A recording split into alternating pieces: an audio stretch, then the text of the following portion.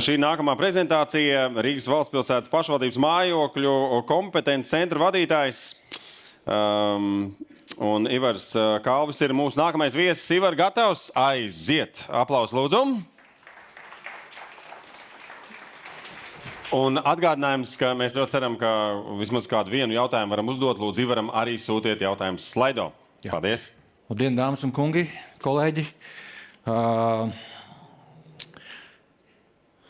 Būtu lieki kārtējo reizi stāstīt par cipariem, par statistikām, cik kuram kāda dzīvokļa pieder, bet īsumā mēs varam ieskicēt, ka Rīgā ir apmēram 11 000, Rīgas pašvaldībai pieder apmēram 11 000 dzīvokļi. Viņus apsaimnieko vairāki apsaimniekotāji, lielākais no tiem ir Rīgas nama pārvaldnieks. Bet kas ir interesantākais Rīgas kopējā ēku skaitā, manuprāt, ir tas, kad ir identificētas pēc GeoRīga datiem un Rīgas siltums datiem 2000 ēkas, kurās ir F energo klase. Un nereti, un es pat teiktu, ka lielākā daļā no šīm ēkām šis ēku nolietojuma stāvoklis ir 40, 45, 50%, kas nozīmē, ka ēka tuvojas jau sliktai vai ir jau sliktā stāvoklī. Līdz ar to šī energoefektivitātes neesamība bieži vien pārstrā iet roku rokā arī fiziskā ēku nolietojumu. Un līdz ar to arī potenciālo bīstamību šīs ēkas turpmākajā eksploatācijā. Un šis padomju laiku, tā teikt, mantojums tuvojās savam dabīgiem norietam, ja netiek nekas darīts lietas labā. Tātad mums ir jau sākot no Eiropas līmeņa un tā teikt virzībā uz leju noteikti dažādi mērķi un uzdevumi, sākot no Eiropas zaļā kursa, turpinoties caur Latvijas Nacionālo attīstības plānu un šo plānu veidošiem dokumentiem, kurā jau tiek, kā saka, slavināti, bet par labiem atzīti virzība renovācijas veikšanā un klimatneitralitātes virzienā.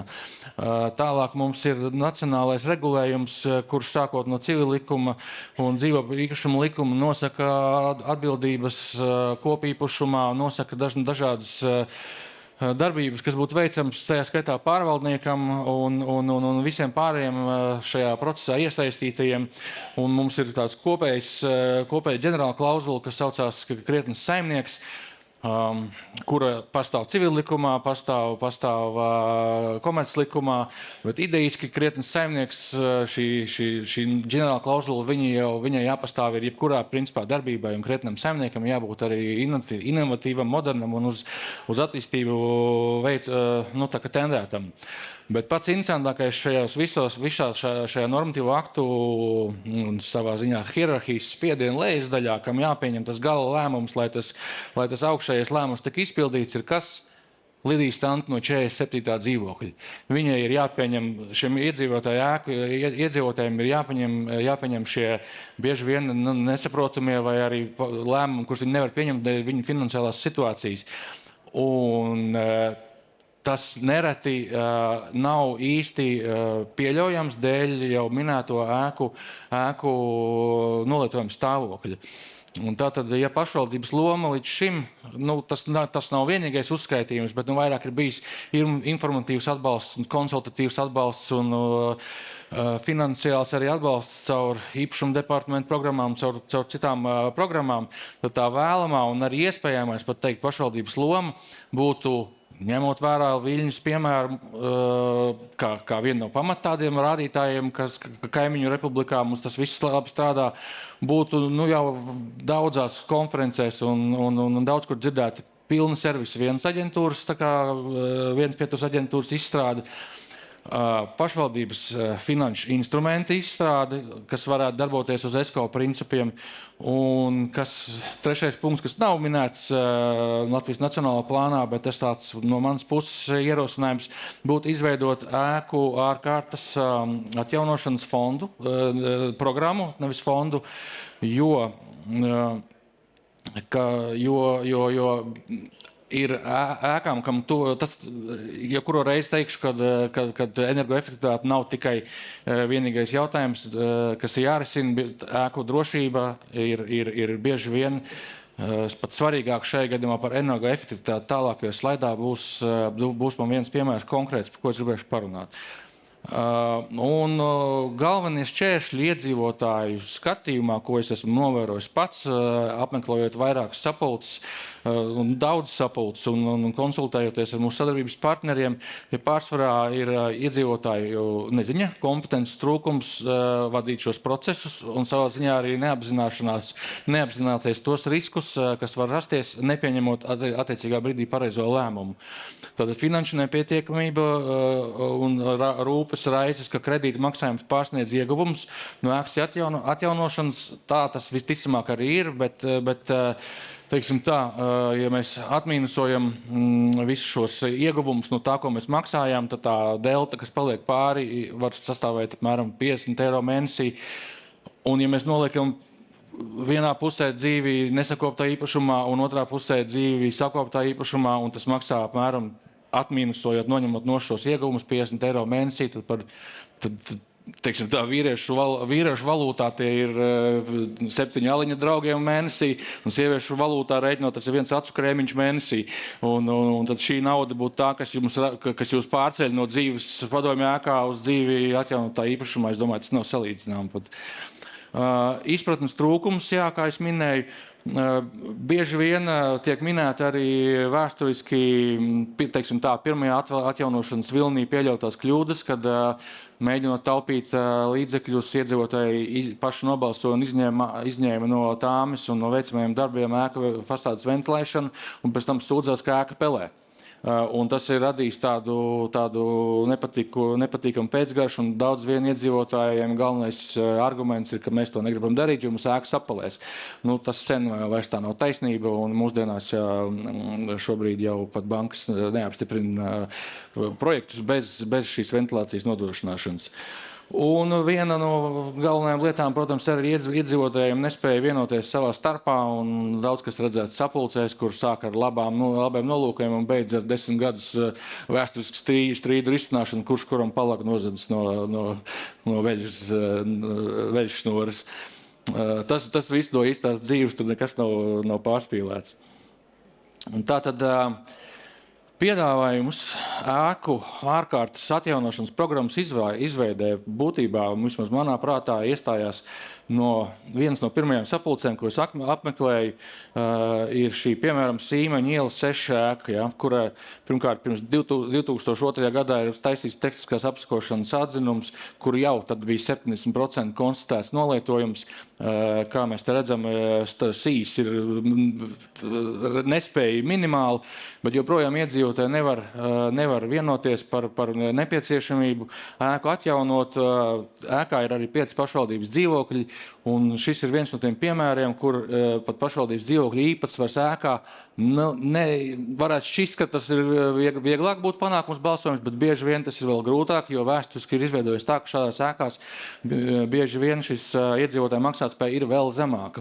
Un līdz ar to manā skatījumā būtu vienā brīdī jānovelk kaut kāda sarkanā robeža, sarkanā līnija, un mums jāpasaka, ka stop, jūs nevarat vienoties, mēs to izdarīsim jūsu vietā, bet ēka tiks renovēta. Un jāizveido šie mehānismi un šīs sistēmas, kā to var juridiski izdarīt, respektīvi jāizveido jauns juridisks konstrukts.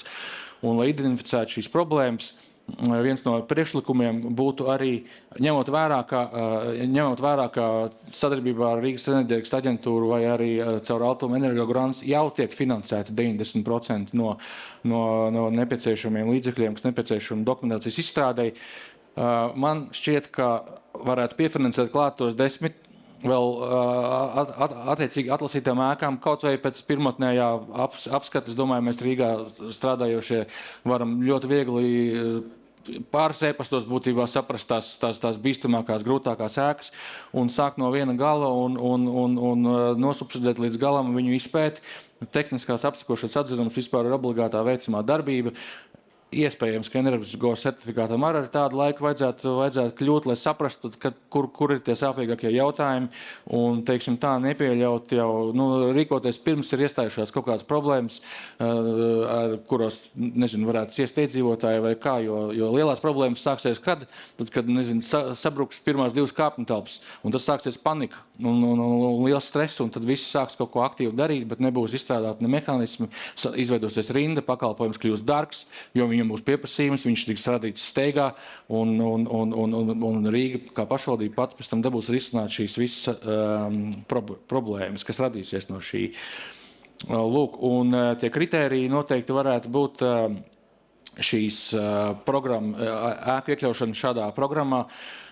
Noteikti tā ir šī F-energo klase, un tad sākot no 55% uz augšu, un bez maz vai... Te procenti arī viņi tā, kā viens pakalpojums sniedzējs nosaka vienu, otrs otru, un viņi ir tādi simboliski, viņi nav absolūti, bet kaut kādu indikāciju jau viņi rāda.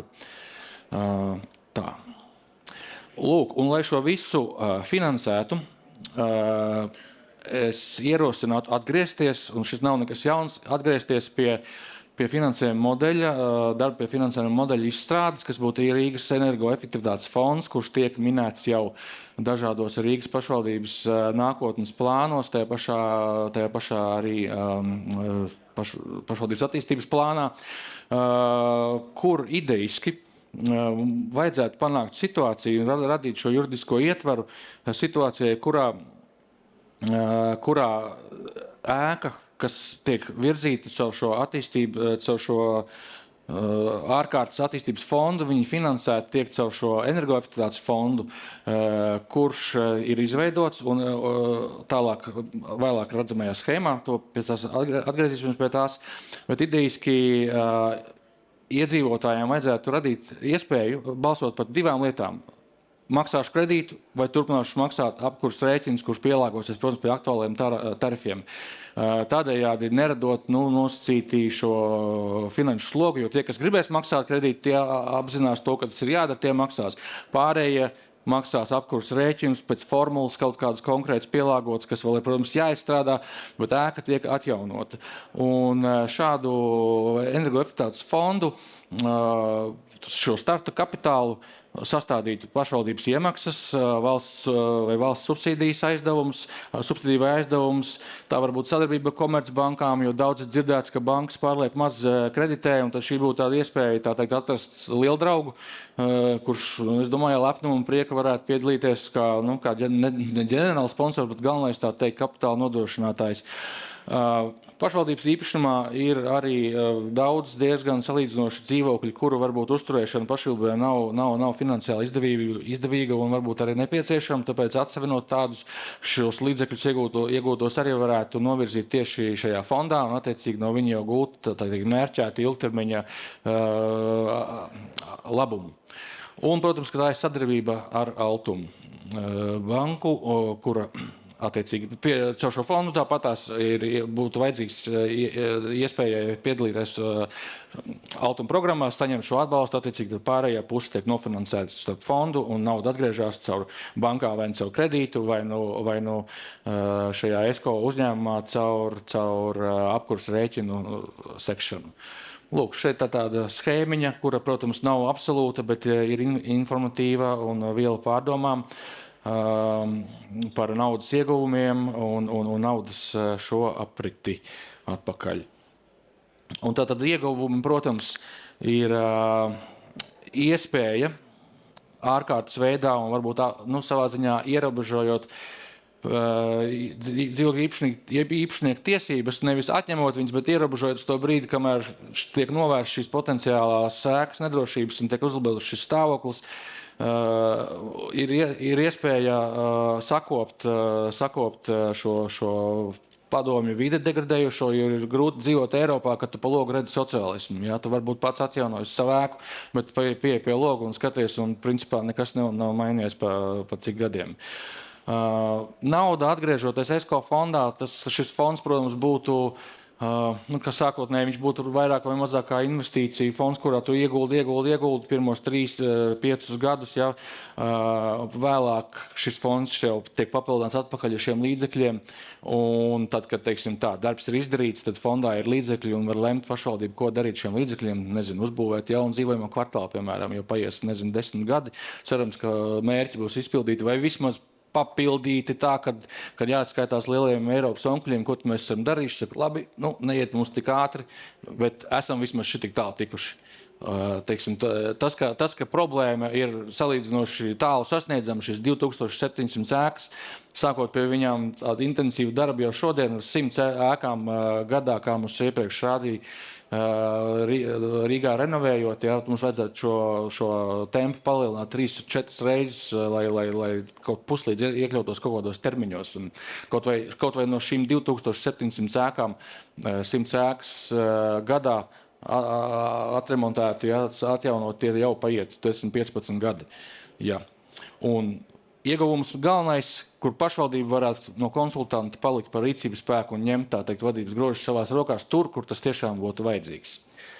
Šis īsts kopsavilkums, un tas principā ir viss.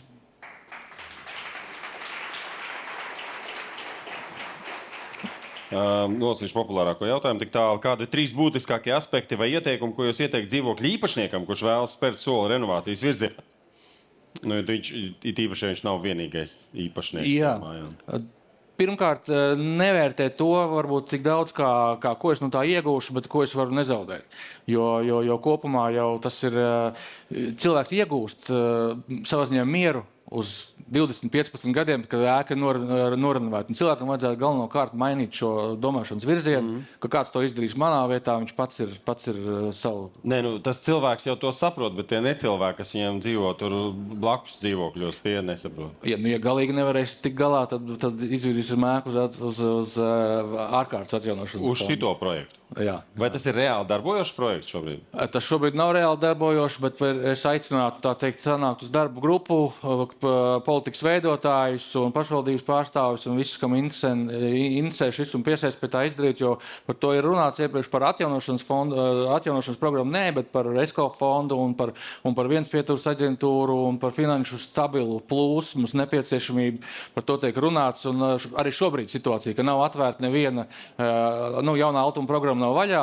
Protams, iedzīvotāji aicinātu kārtot dokumentus, lai uz jauno programmu visi jau ar mapītēm pie durvīm. Ātri vien atkal doši ar mēnešu, 2 laikā to viss izķers, atkal iestāsies pauze, bet pēc šī kopējā ēku skaita ir nepieciešams vienkārši 3-kāršot šo apjomu, 4-kāršot. Kas to dara? Atjaunošanas. Un kas to dara? Ko tieši? Kas to darīs, to, kas nepieciešams? Pašvaldības šis viens pieturas aģentūra ļoti iesaku ņemt piemēru no Lietuvas kolēģiem. Bijām arī caur asociāciju mājoklis pie viņiem vizītē, skatījāmies, kāds strādā. Lieliski. Es pat teiktu, ka mums ir visas iespējas, īpaši nepaplašinot darbinieku skaitu, pārgrupēties. Mums ir labs starts, mums ir REA, kuri ir savā ziņā pusceļā uz to, tikai trūkst pilnvaru un trūkst tā teikt, tas ģenerālais rīkojums un šī darbinieku pārgrupēšana. Mēs visi to varam izdarīt. Dodiet mums iespējas, mēs visi izdarīsim, mēs varam vairāk. Paldies, aplausi. Paldies, Ivaram. Paldies.